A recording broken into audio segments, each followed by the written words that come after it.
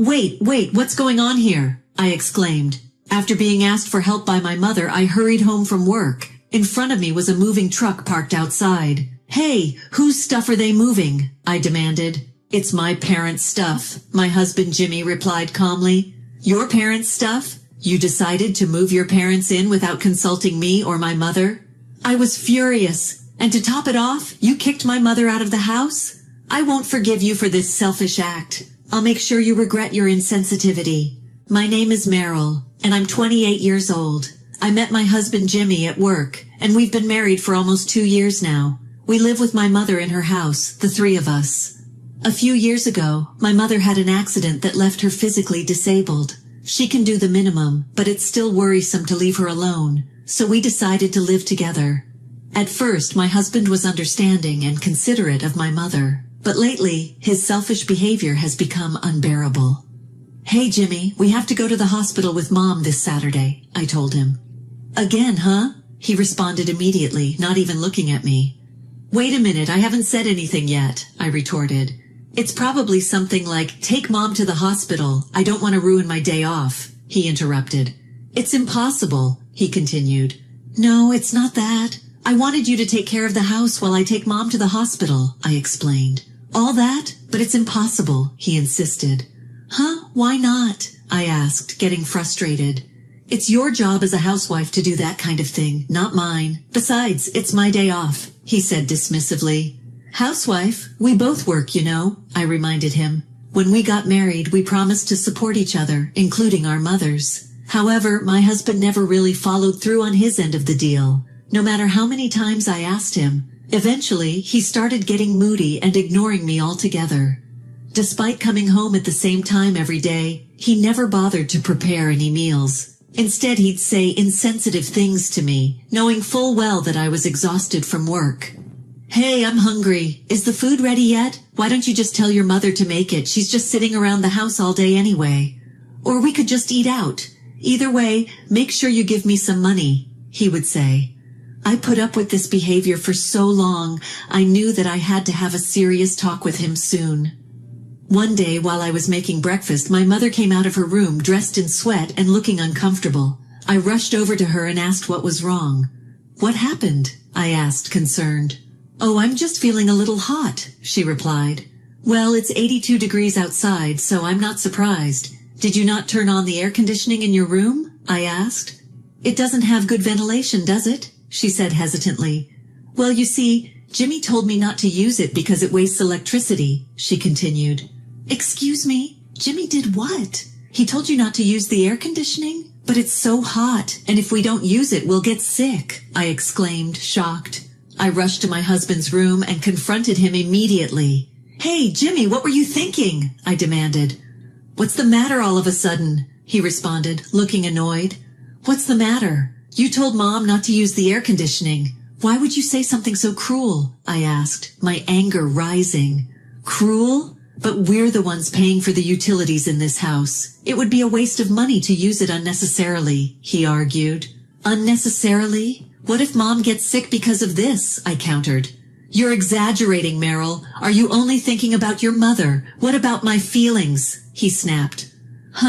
I've been thinking about a lot of things lately, like our future and the children we'll have. Something you never seem to think about, Meryl. You always seem to be thinking about your mom, he accused.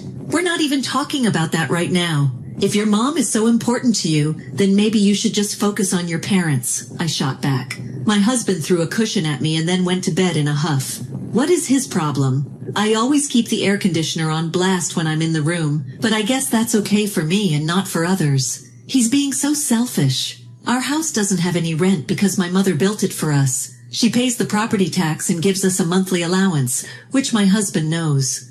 Why did he say what he did? I'm not asking him to be grateful to my mother, but I wish he would at least consider her. We have to talk about this another day. I let out a sigh as I soaked in the bathtub. A few days later, as usual, I was at work when my phone rang. My mother's name appeared on the screen. Mom, why are you calling me at this time? I wondered. Normally, she never called during work. Could something be wrong? I nervously answered the phone. Mom, what's wrong? Is everything okay? I asked. Help me, Meryl, my mother cried out. What? What do you mean help? I asked, panic rising in my chest. Meryl, Jimmy brought his parents to our house and something terrible happened, she explained. Wait, Jimmy brought his parents here? I repeated, trying to comprehend the situation. Then I heard my husband's voice over the phone, blaming my mother.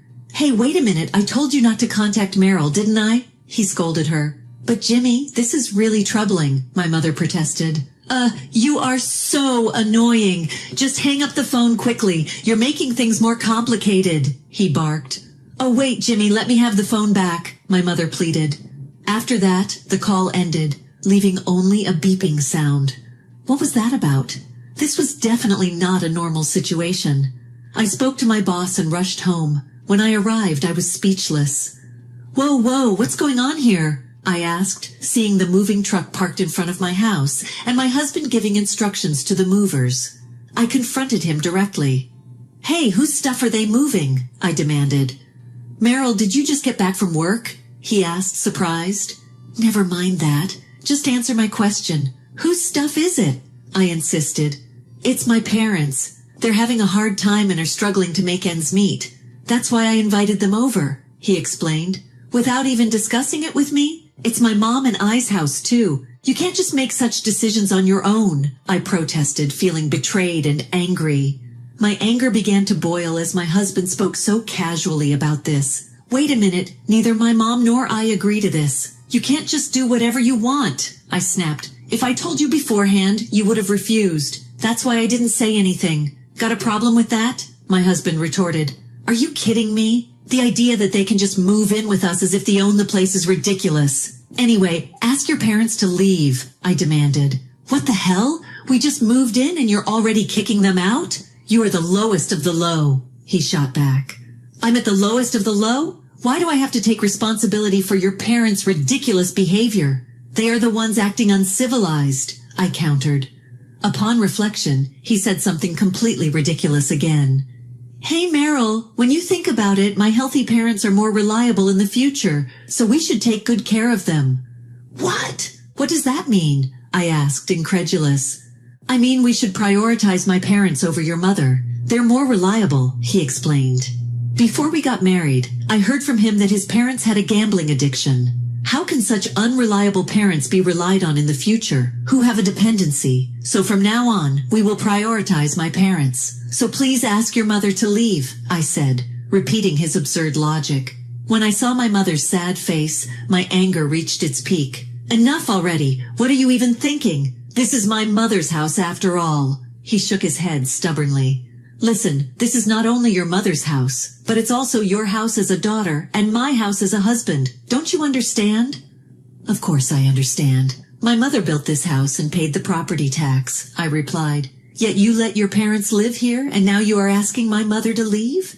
How could you have such a stupid idea? I continued. You calling me stupid? You are the one who doesn't understand the priorities. My parents are worth more than your disabled mother with a short life expectancy, he sneered. What the hell are you talking about? I yelled. How dare you? My mother stopped me before I could lunge at him. Meryl, calm down. Now, Mom, don't stop me, I pleaded.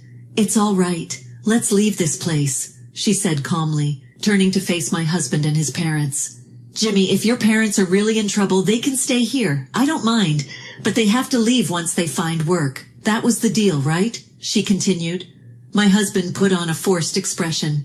Yes, that's right. My dad got laid off, so we are struggling to make ends meet. I see. Then they can stay here for a month. In the meantime, please make sure your father finds a new job. Got it? My mother instructed. Thank you, my husband replied, somewhat reluctantly. I couldn't believe my husband's convenient response. If we didn't do something, they would take over our home, I whispered to my mother, feeling reassured by her calm demeanor. It'll be okay, Meryl, trust me. But for now, let's just leave, she said. I wasn't happy with this decision, but my mother was the owner of the house. I had no say in the matter. I decided to follow my mother's lead and remain silent. We immediately rented an apartment and started a new life with my mother again. Hey, Mom, are you sure about this? I think it's a bit too good to be true, I asked, still concerned.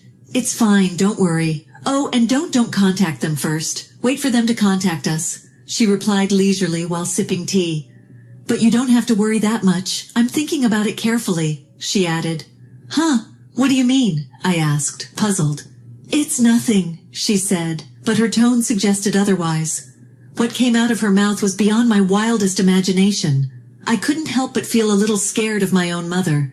But with this plan from then on, I followed my mother's instructions and waited for their contact. 2 months had passed when we received a sudden call from my husband. Hey, Meryl, something terrible has happened. Oh, it's been a while. What's the matter? You sound so flustered, I responded coolly. It's not just a matter of something. We can't use any of the electricity, water, or gas at home. Please help us, he pleaded. I couldn't help but laugh as I could sense the desperation in his voice. What do you mean, help us? You stopped paying for those utilities, so it's only natural that they are no longer available, I explained. What? You stopped paying? Did you do all of that, Meryl? He asked, shocked. Yes, I did. I paid for all the utilities, including electricity and gas. Is there a problem? I asked rhetorically. Of course there's a problem. Why did you do something so selfish? He accused. Selfish? We waited for a month as promised, and then I stopped everything. That means you're still living in that house, doesn't it? And in the end, my father-in-law and mother-in-law still haven't found any jobs, have they? I questioned. My husband looked uncomfortable. Your parents aren't looking for work. They are going to the casino every day, you know. Oh, did you know that? My mother has been keeping an eye on them. After you go to work, they go to the casino together every day. I said, What? Are you kidding me? I give them awards for their hard work, my husband replied. Well, that allowance disappeared into the casino, all of it. I'm sorry for that. I smirked.